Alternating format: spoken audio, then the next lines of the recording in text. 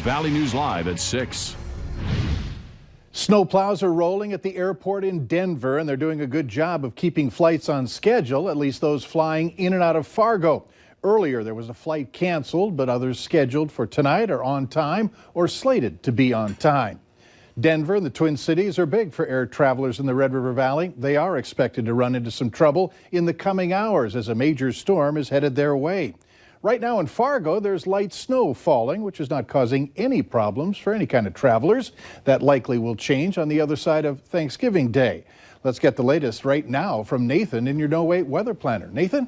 Yeah, Mike, and we've been watching these airport delays across the Central Plains, including Denver, through the day as that system has now exited Denver. And as Mike was saying, those plows have been able to clear the runways there in Denver. So we're seeing some delays in the Denver airport, but for the rest of the airports, including Fargo, Minneapolis, and Chicago, things look a-okay. But of course, as we have that radar showing, the snowfall is clear of Denver, moving through the heart of Nebraska toward the Omaha, just north of Des Moines, and entering into southwestern Minnesota at this hour. And we do have, again, some light snow showers here in the Red River Valley, just north of this system, but the impacts will be most felt by those folks in the Minneapolis area in the coming hours. And that's why there is a winter storm warning. The red box is there all the way from central Nebraska through the Twin Cities.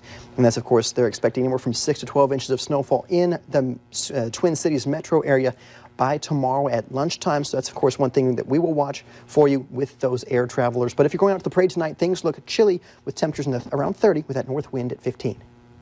All right, thanks, Nathan. You bet. Students and staff at Cheyenne High School in West Fargo received heartbreaking news this morning about a fellow Mustang recently diagnosed with a neuromuscular disease. 16-year-old Ben Merck passed away early this morning after being hospitalized from complications from ALS. Valley News Team's Bailey Hurley talked with friends and classmates who say they want more people to start living as positively as Ben. There wasn't like a bad bone in his body. He just wanted good for everybody. He was a constant light for many at Cheyenne High, a person to turn to even on your worst day. He always was looking at the bright side of things, and that was really amazing to see because I don't think I would be able to be like that either.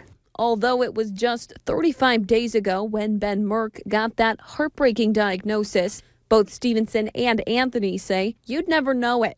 Positivity, both say the world needs a little more of. He was positive because he was like, I'm still living, I'm still breathing, like I'm still walking, I can do it.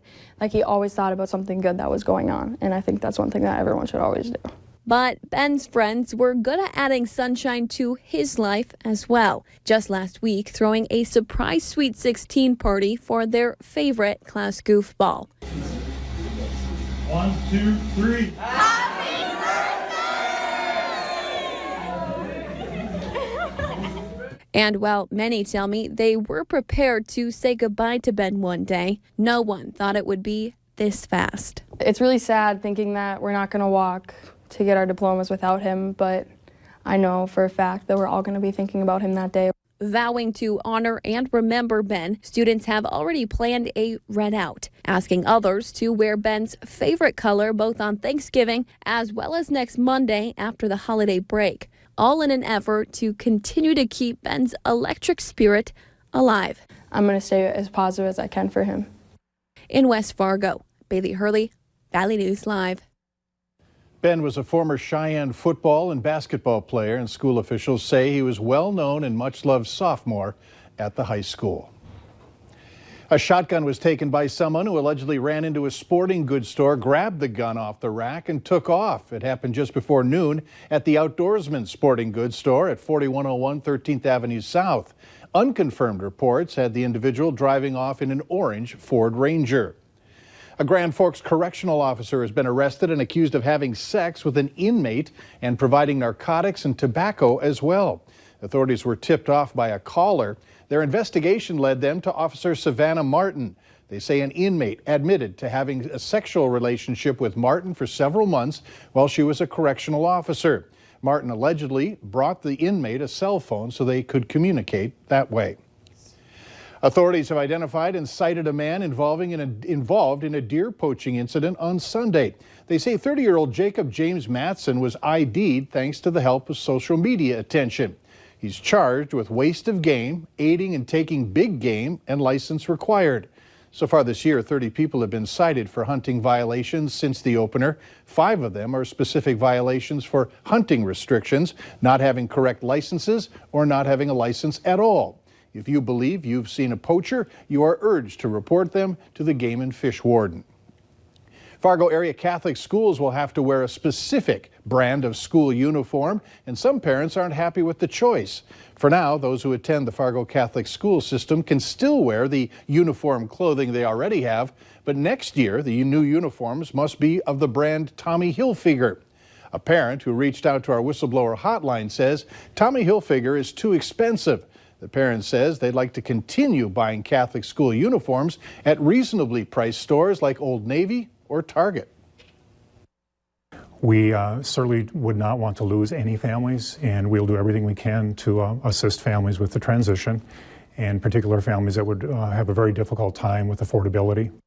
School leaders tell us that Tommy Hilfiger was chosen because it's recognized by the National Catholic Education Association, and they say the best prices and quality. Fargo police want to alert you about several road closures in an area due to the Parade of Lights. No parking signs are currently up along the parade route. Authorities want to remind you that if you park in the wrong spot, you will be towed at your expense. Here's a list of the parade road closures: 2nd Avenue North and Broadway, Main Avenue and Broadway, Main Avenue and 4th Street, Main Avenue and 2nd Street, 6th Avenue and 2nd Street, and 6th Avenue North. Now, all of these roadways will reopen at 8 tonight. Fargo police want to remind you that it's against the law to drive with an obstructed view.